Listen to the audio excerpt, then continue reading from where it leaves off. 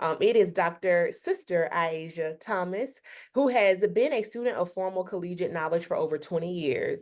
She started her educational trajectory at the Community College of Allegheny County. She then moved to Carlow for undergrad and her graduate studies as an EDD graduate from the Center for Urban Education, University of Pittsburgh. She was class of 2024, so congrats again to Dr. Thomas. And she has been involved with uninterrupted activism for educational justice and the push for a more inclusive equity educational state in Pittsburgh public schools for 20 years. Somebody say OG advocate, okay, OG healer.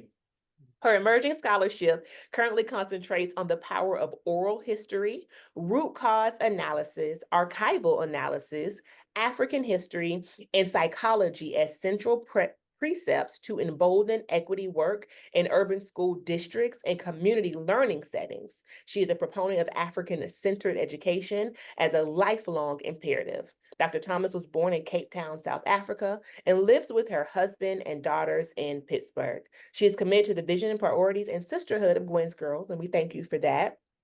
And Dr. Thomas has been a birthing doula for 25 years and specializes in working with continental African and African American students in community and formal education spaces. So we're so grateful for you today for joining us, Dr. Sister I. And I did not know that you were a doula, but just knowing a bit about your energy and just how you come across and that healing nature that you have, which folks will be able to enjoy as well Yeah. today. I am not at all surprised. Like, of course, you would be a doula and literally helping to bring life. And so Amy is sharing her screen today. Again, just a reminder that Hoover holds all things summit. If you all are with us today, that means you know that. But tell a friend because I know it can be a bit difficult to figure out how to interact in these virtual spaces. All you have to do is log in to Hoover. And so today's journaling prompt that we would love for you all to ensure you jump into today is, what self-care practices have I neglected recently? And how can I prioritize these practices to nurture and support myself? What have you neglected and how can you prioritize it? And also, your thriving challenge today is to go to bed an hour early. We only ask for an hour early as a way to begin those micro steps into greater wellness and well-being. I'm going to shut up now because y'all did not come to hear me talk. We came to hear from Dr. Sister I. So I'll give it to you. Please take it over. Yes, yes, yes. Hi, everybody. I'm so happy to be with you today as we prepare to pull the slides up. I am going to take us on a journey. The subject matter that I was asked to take up is who heals the healers. So this time is dedicated to each and every one of you that is in the field, working nonstop, contributing, um, in the eye of the storm in many instances, expected to create miracles. And so this time is really for us to look at one really, really specific example that I'm going to name for us today.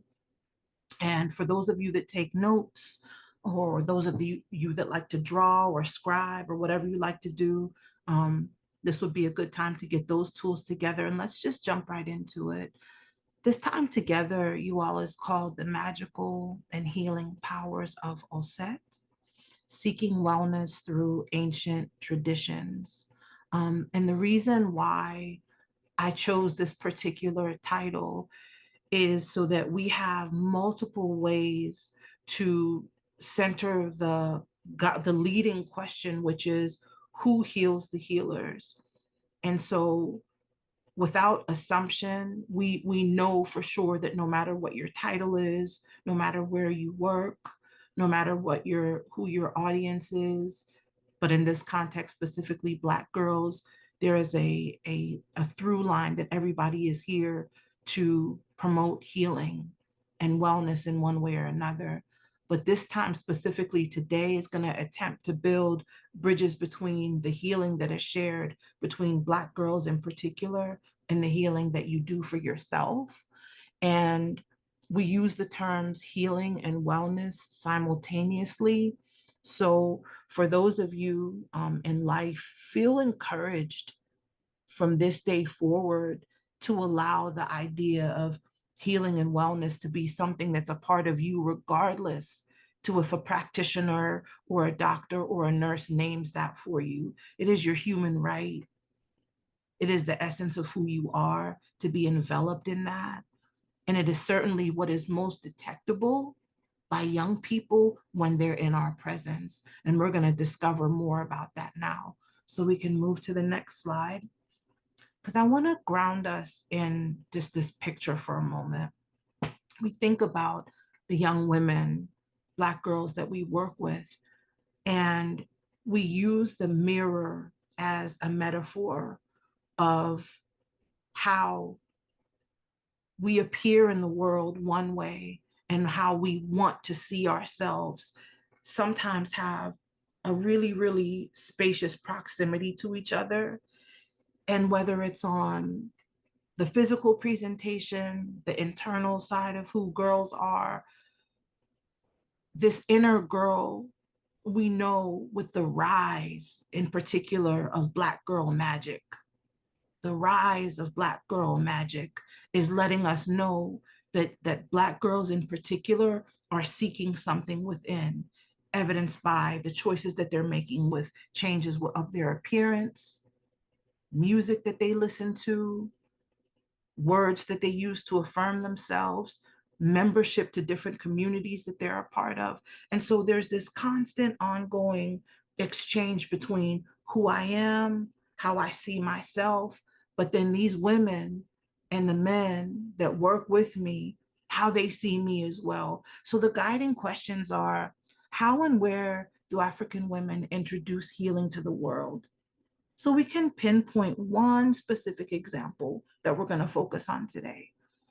Then we're going to think about, how do Black women and girls awaken and nurture the faculty of healing within, so that it's something that we can all enjoy together in community with the young people that we service. But going back to this question about who heals the healers? And then how can Sankofa ground us in reaching back? You'll see behind me is a Sankofa bird right there. And it's a bird that is reaching back with the egg in its mouth. And the symbol of Sankofa is to reach back and retrieve and fetch that which may be lost.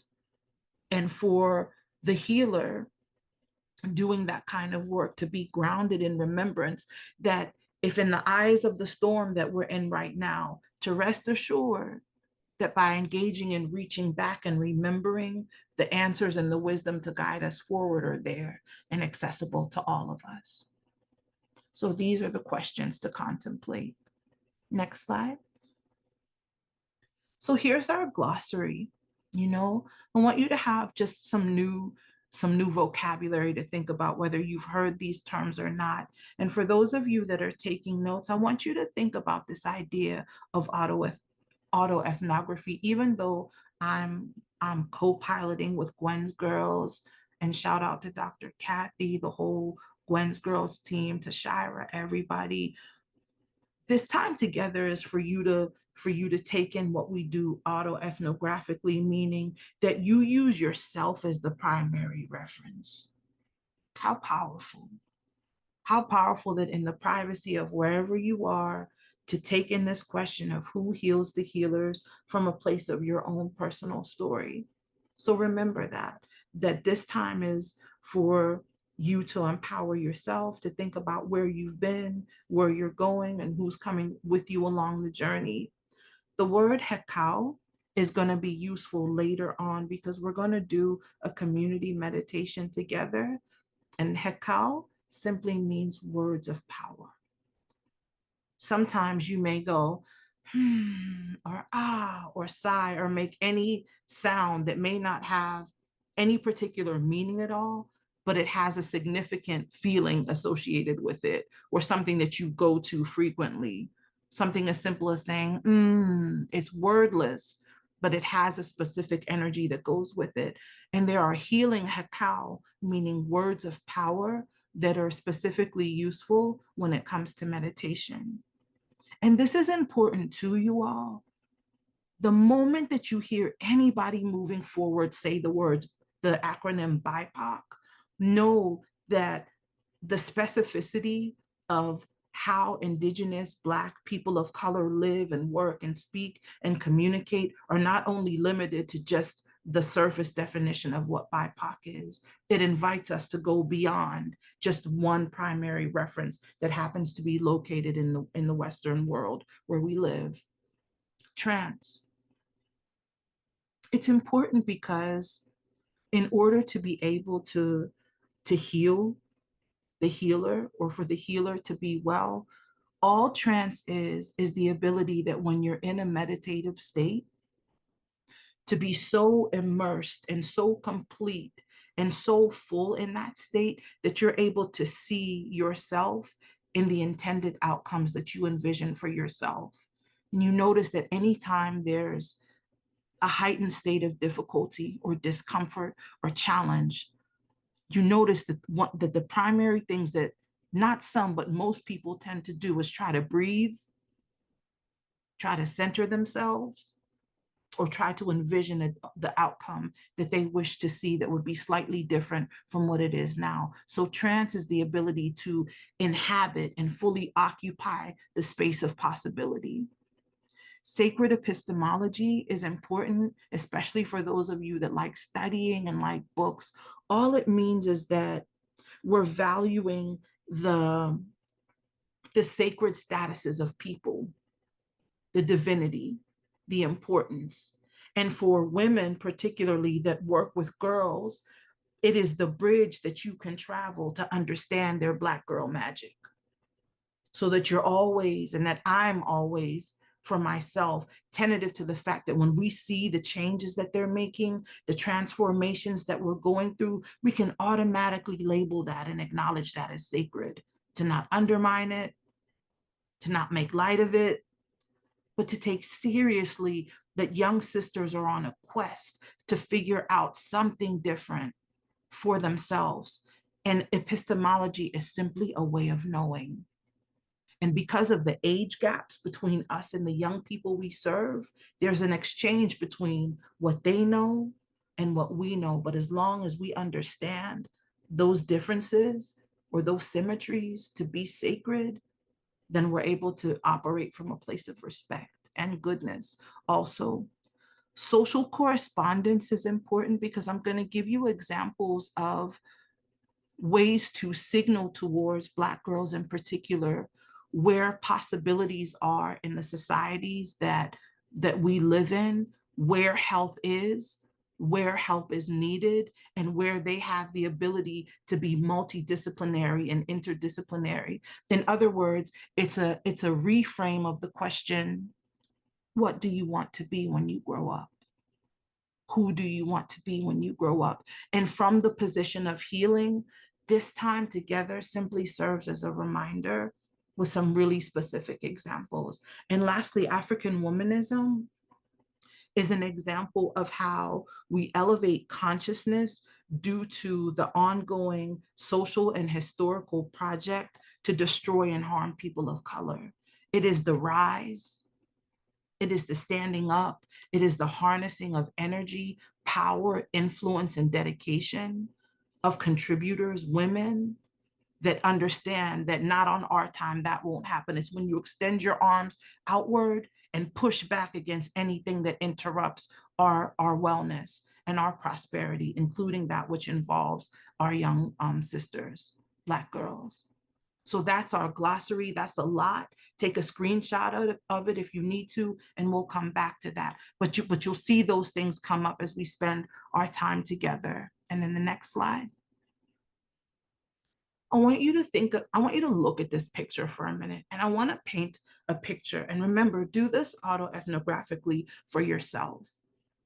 There's emotional traits when we look at, wherever you see or hear me use the word Oset moving forward, Oset is simply a term that describes how women out of ancient African Kemetic civilizations identified the women who were the nurturers, who perfected in the society the role, the tender, specific role of having healing proclivities to themselves to be contributors to their society. So let's look emotionally when you think about it within.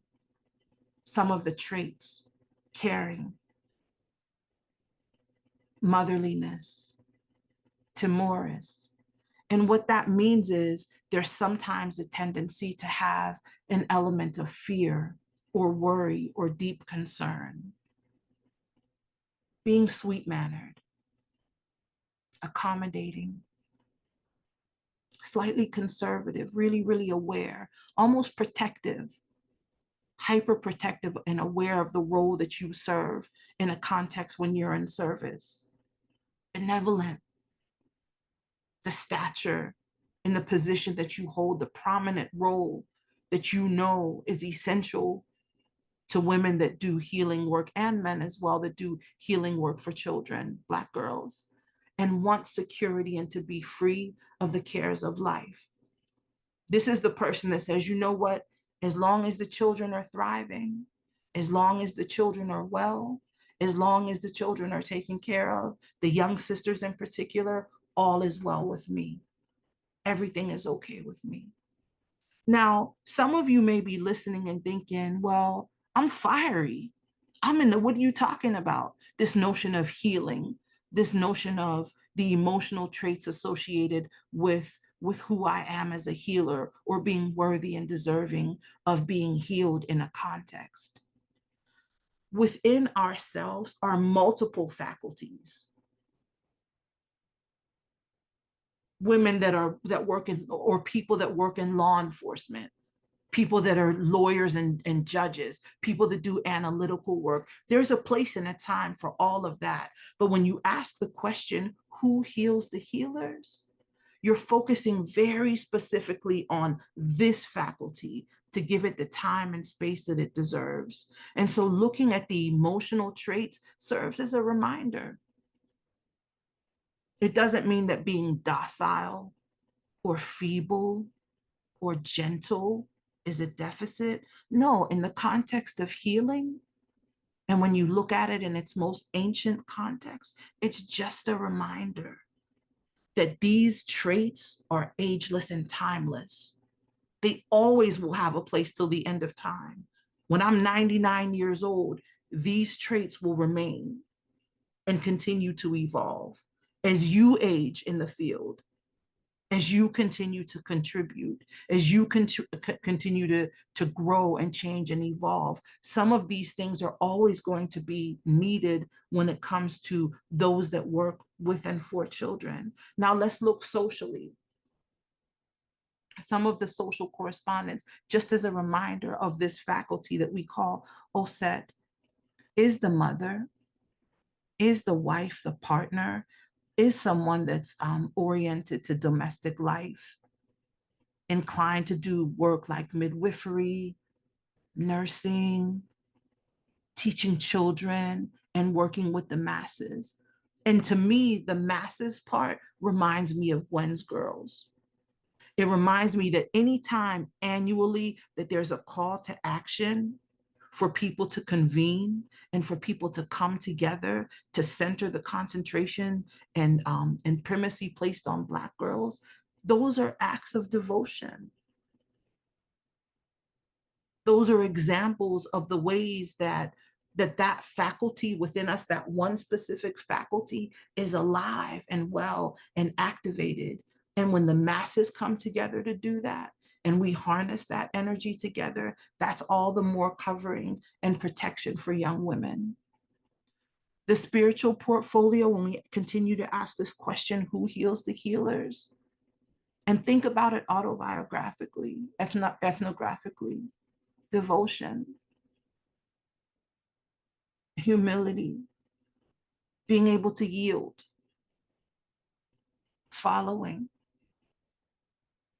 being receptive, being indiscriminate, and able to go into trance at will, meaning putting yourself in that state and in that place where your healing is so essential to the success of what it is that you do, that you are unapologetic about that. You see the significance of that. And it doesn't discriminate against how intelligent one is. It doesn't discriminate against how fiery one is.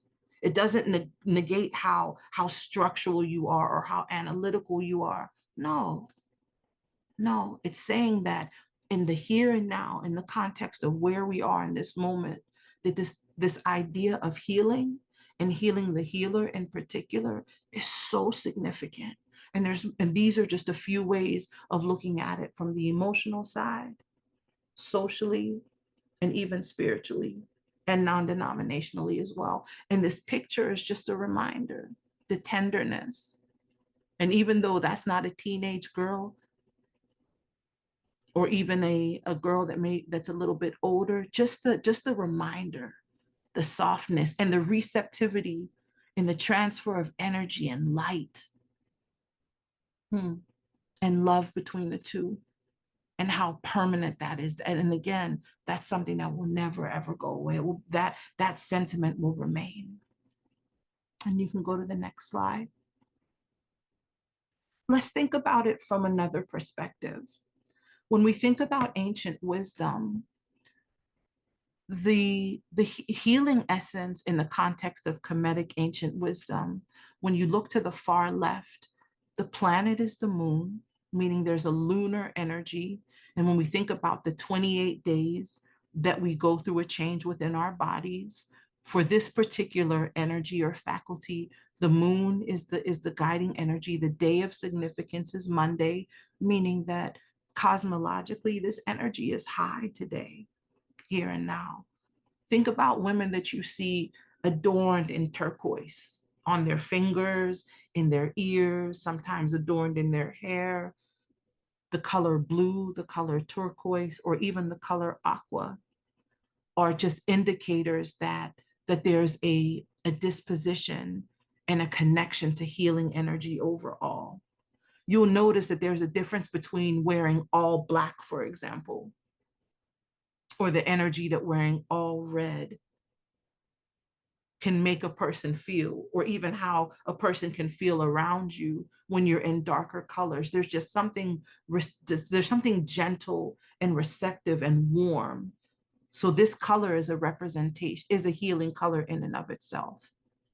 And it's no coincidence that when people seek respite, where do they go? To the beach. They seek the water. And so when we wear these kinds of colors on ourselves, it kind of helps to calm things just a little bit. The number cosmologically is 7. The gems are pearls and moonstones. And you may think about your mothers, your grandmothers, or your aunties, and you look at the jewelry that they keep, or even the jewelry that you have. There's something about women that wear these kinds of gems and stones, whether turquoise, pearl, or moonstone. They don't inherently have power in and of themselves, but it's you that carries the healing energy, and it's you that has the aura to make it significant in that way. So these are just some of the symbols, and we all do it. We all have those things. For some people, it's the yin and yang. For some people, it's a tattoo of an ankh, for example. For some people, it's, depending on your tradition, it may be using the a rain stick, for example, or having a feather. All of the symbols that people engage and use, it tends to be, when you're looking at the feminine principle, oriented towards healing. And I just wanted to give you these examples. Silver is the metal associated with healing, and the element is water. When we think about going into the social roles, this is a reminder, going back to the point about the masses. The social roles of women that are, and people that are oriented towards healing work, begins with motherhood, whether you're a community mother, mothering adopted children, mothering children that you've birthed on your own, village mothering, or community mothering. It's in African civilization, the role of mothering and caregiving and teaching is the highest and most esteemed role. So much primacy is placed there because of the value of children in the society. And we remind our young women, Black girls, that the roles of therapists, botanists, meaning people that work with plants, is essential. There's a reason why people drink chamomile tea. Think about your favorite tea: spearmint, peppermint, chamomile, red raspberry, squaw vine, blue cohosh, black cohosh. For those of you that do doula work, or maybe nurses are in the field, certainly teachers, nurses, midwives, doulas, early childhood teachers, and reproductive justice workers. So when we think about who heals the healers, and when we think of who this idea in more contemporary times of allies, the allies and the friends and the companions and the comrades of the healers are these type of people. And my trajectory moving forward from the time that I became a doula at age 19, these are the type of people I would have in my path to help me to be aware of the ongoing path of healing. But I knew that as times changed and as things socially changed, I needed to have these types of people and these types of positions as an anchor to remind me of my own healing and wellness. And then foods. Like, what are you talking about? Why are foods significant? Well, because these are watery foods. If you're about to, do work that requires you to be mild-mannered, even-tempered, these are just examples of foods that are water-soluble foods, like lettuce, like cucumbers, watermelon, melon, squash, gourds. I remember when I was a baby, when we not a baby, but my mother would tell me when I was a baby in South Africa, the mothers would take the squash and the carrots and the pumpkin, and they would steam it, and they would puree it, and those would be the first foods that would be given to babies. And so these are just examples of the connections. And sometimes you can do even just checks and balances when you think about what you consume. In juxtaposition, a fiery disposition person, for those of you that are like, sis, you losing me. I'm a fighter. I'm on the front lines. Okay, well, peppers are for that. Eat some ginger then. Eat some raw garlic then. Have jalapeno peppers with everything that you eat. But in the context of healing, it's just a certain practice. There's just certain elements in place. So imagine you have young people that you're working with that are going through challenges. There's things going on. These are just examples of different things that promote healing and encourage healing. And these lists are not exhaustive. There's homeopathic medicine that you could look to cultivate that watery side of yourself. There's certainly additional herbs that comes from botany that you could look at. So these are just examples. So you can go to the next slide. Now, overall, this picture of Osset, the main reason that this picture is here, the image of a woman nursing a baby, is because fundamentally, when we ask ourselves the question, who heals the healers? It's just a reminder about nurturance. It's just a reminder of the giving and receiving nature of how one is nurtured, right? The essence of life in and of itself. So the law of Osset is to prepare to sacrifice everything to become the vessel of God on earth, and you will in turn receive everything. Meaning that if you know that there's more that you could be doing to take care of yourself, sacrificing everything is just to say, let go of something so that you can receive everything. To Sister Tashira's point, going to bed an hour earlier, replacing one thing with the other, letting it go, maybe taking 7 days, for example, going back to that number 7 of abstaining from one thing to gain something else more significant. Then your vesselhood, then who you are in service to Black girls allows you to have that glow, like the moon, that glow of the silver when you look at those different artifacts that help to promote that energy. And everything is governed by law, whether we know and appreciate or understand that or not. It just simply is. But according to the law of healing, it is about letting certain things go so that who you are as a vessel allows you to receive everything. And in the context of what we do for Black girls receiving everything is to see them well, is to see them prosperous, is to see them healed and joyful and abundant. And you can go to the next slide. Look at this picture. Imagine that all the different elements are in place. You see the turquoise there.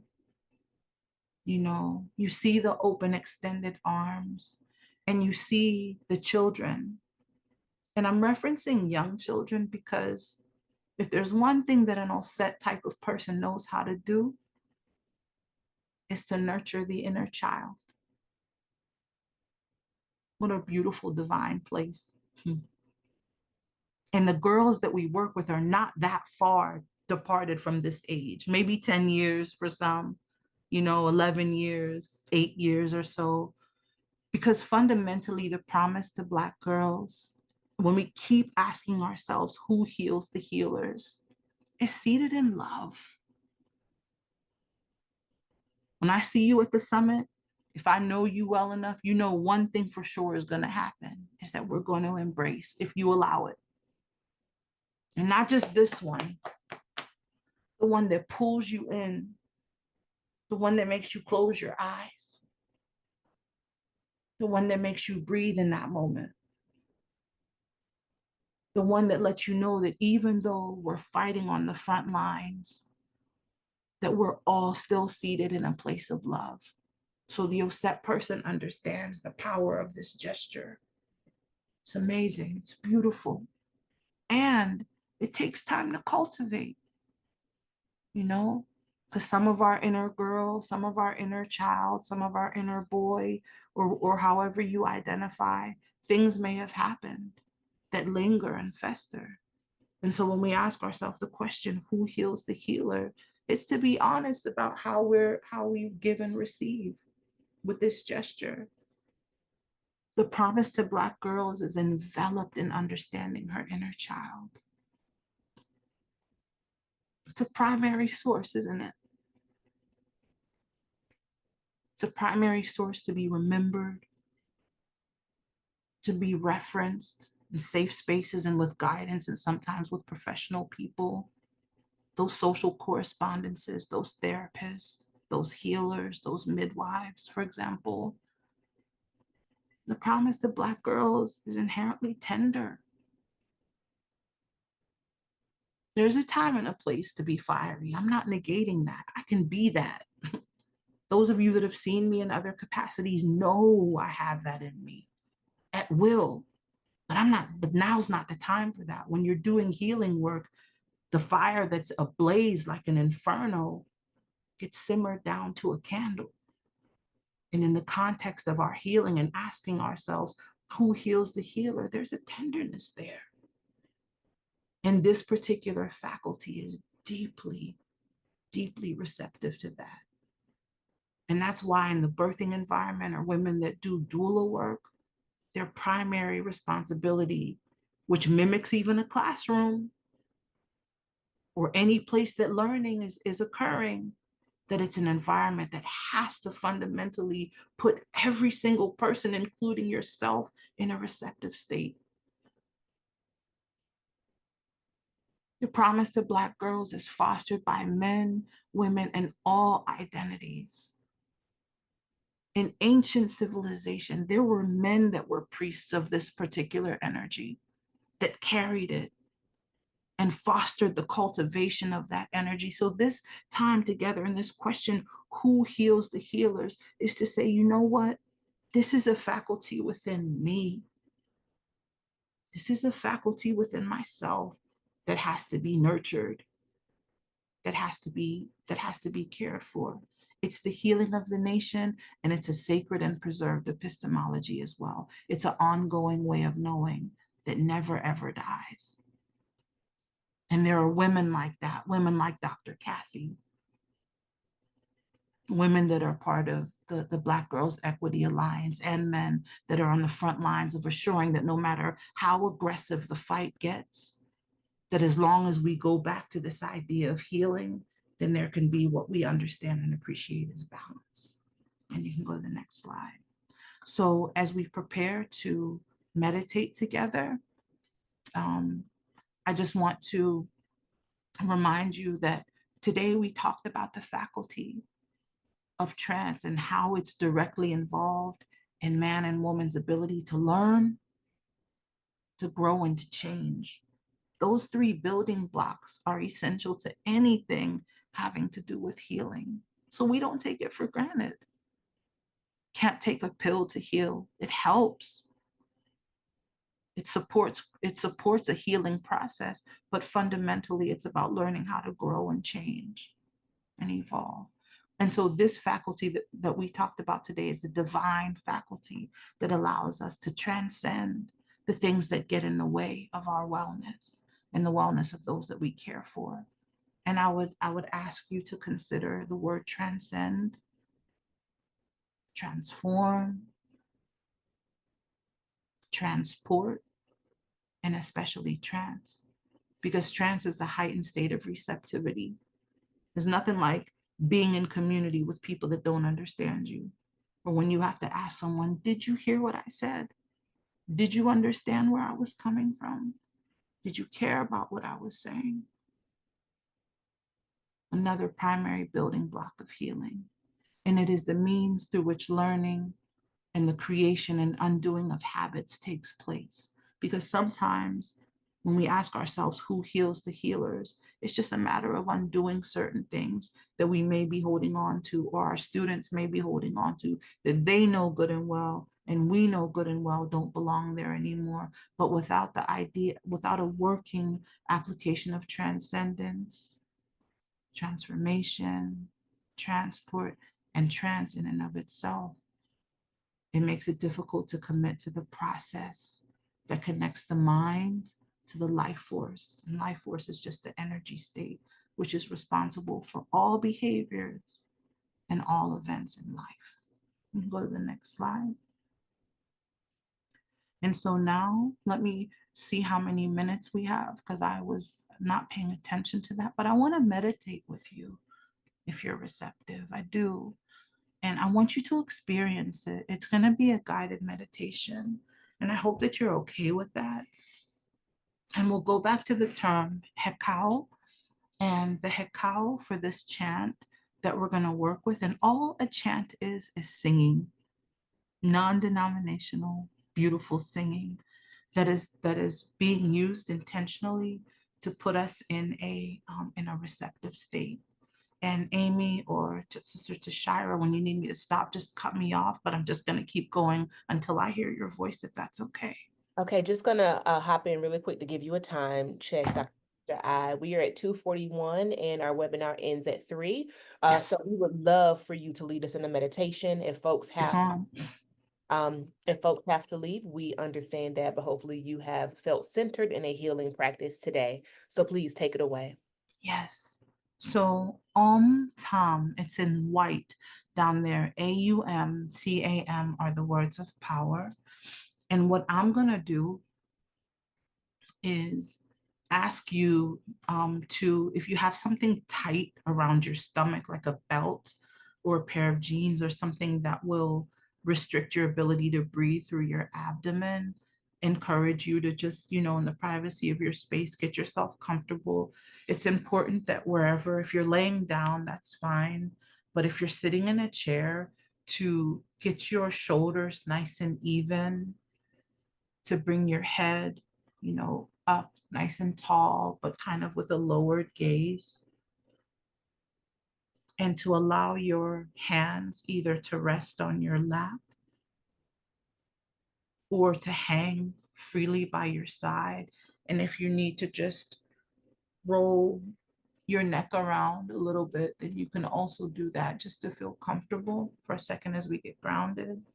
And the breathing is just simply going to be a 4 count in breath. And when you breathe in, your belly's going to go out like a balloon. And when you breathe out, then your belly's just going to come right in, right back in again. And can you play the chant, Amy? And what I'm going to do is model something that is called seeding. And seeding, like imagine it almost like a bedtime story. And the reason bedtime stories are used is really to seed children with a message before they go to sleep that they can take into their dreams, whatever the theme may be, a theme of a hero, the theme of somebody doing something really powerful and special for somebody else. So the seeding is just for me to cheer you on, for me to celebrate you and all your contributions and everything that you do and continue to do. So you'll slowly begin to hear the music, and let's just get into this meditation together. You know, who heals the healers? Who makes time? Takes a second. Why only use breathing when we have to de-escalate? That's not the purpose of taking and drawing cleansing breaths, fresh air to our bodies. It's so much more than that. It's about taking the time to say, you know what? I have so much to think about. I have so much to process emotionally. There's so much going on in the society. There's so much that I'm being pulled on to do every day. Here, as we celebrate our ninth sun together, there's a reason why. There's a reason why. And I didn't even ask or question it. But when the theme is presented, how who heals the healers? Well, the answer is we're either healing or helping each other. But when we're alone, like we are now, unless you're with other people, heal ourselves with the gift of breathing and meditation. And so I'd like you to just breathe naturally on your own as you are. And then I'm going to step in with some guided breathing just to give you a moment of respite today. Stepping into Monday, this healing energy is high. If you've got your silver on, your turquoise around you, represent, all of it helps. And you're going to just breathe in, 2, 3, 4, and breathe out. Breathe. Breathe on your own. In.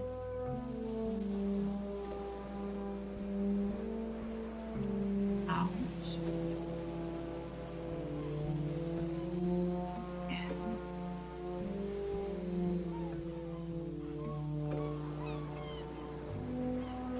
Thank you. All you do. Thank you for showing up. Community. Thank you for wiping tears. Thank you for the healing. Remembering. Reflecting and holding up mirrors of goodness. Our children, our parents. Thank you for the humility. Thank you for coming and being with us as we celebrate this auspicious and beautiful time of the year. 10, 2, 3, out, 2,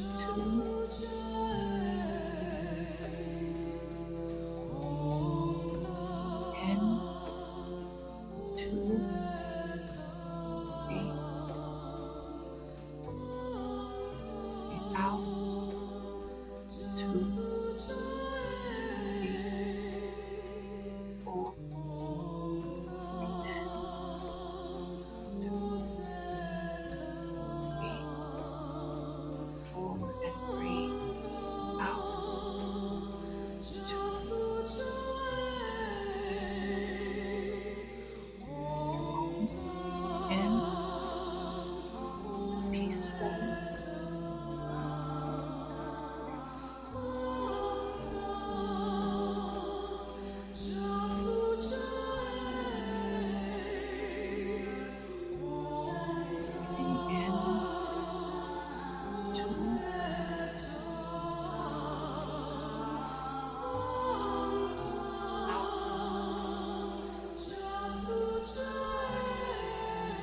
trust it. Just breathe, that's all. And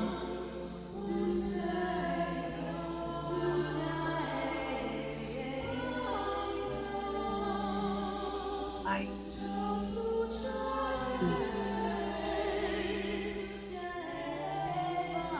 in, breathe,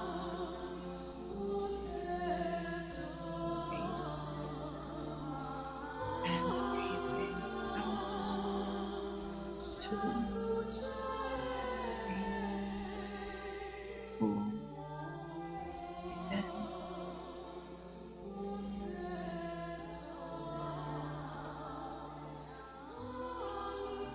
out,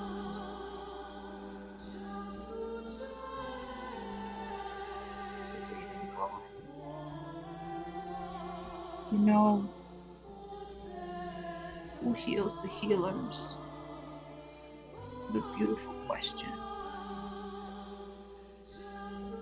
A beautiful idea to contemplate. Perfect time to do so as we come together.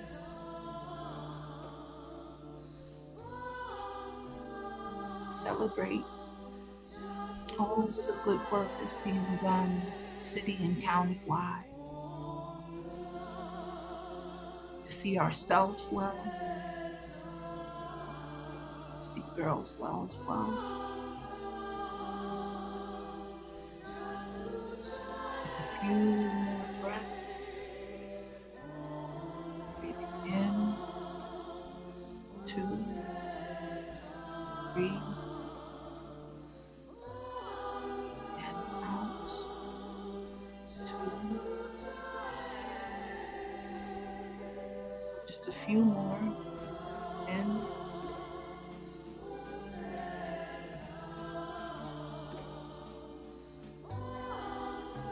out.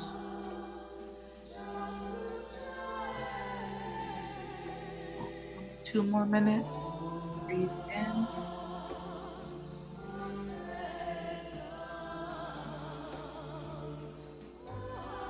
and breathe out.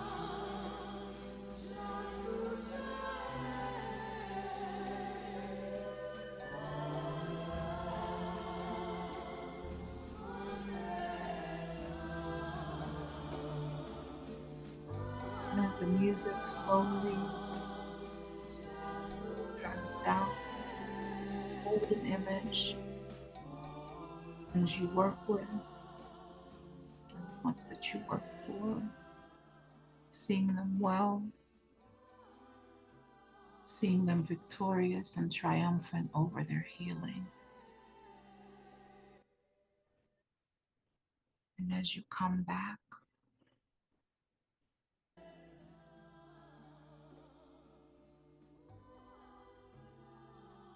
I encourage you through your own autoethnography to use yourself as a primary reference and to remember that healing is not monolithic. There's so many ways for you to take care of yourself, whether it's taking a walk, drinking water, wearing healing colors, meditating, praying, being in community.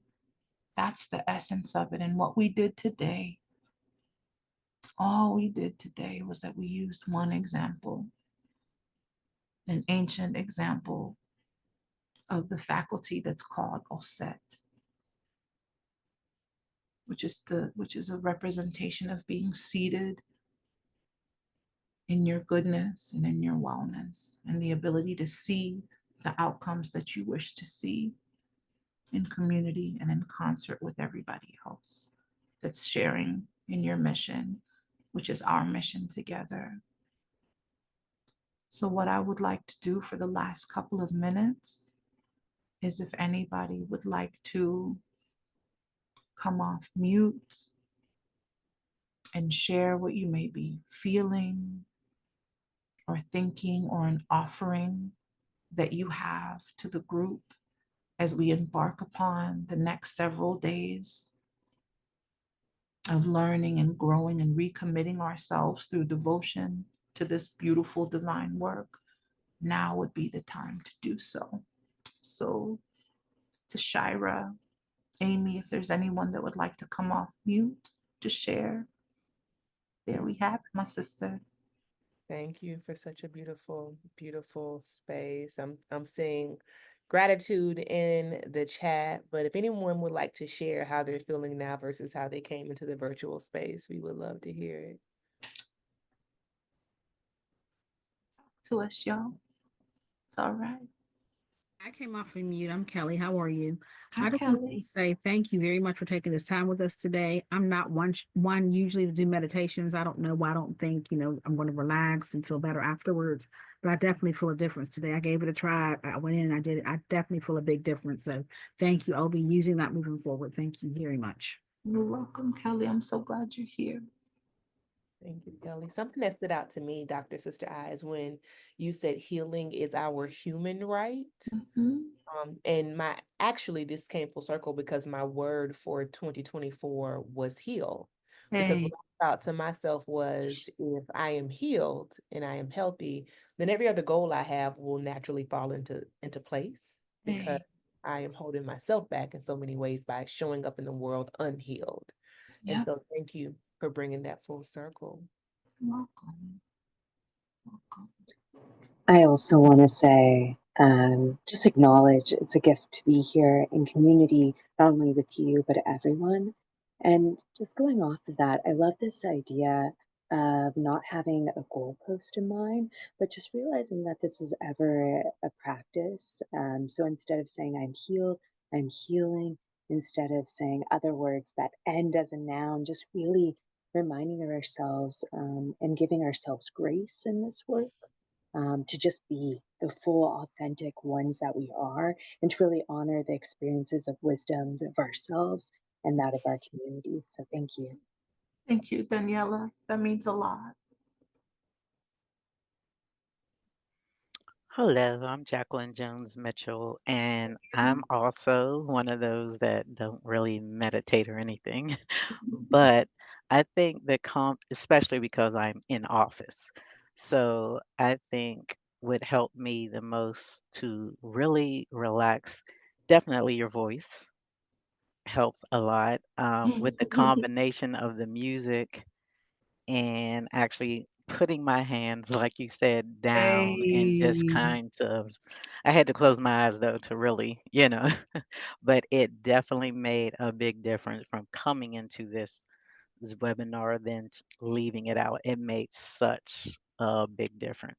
Too that's bad it's really not cool. time to leave, but I thank you. I'll be at the fireside chat to meet people in person, and we're gonna do some back karaoke together if you come by in person and have opportunities to be in community that way too, sis.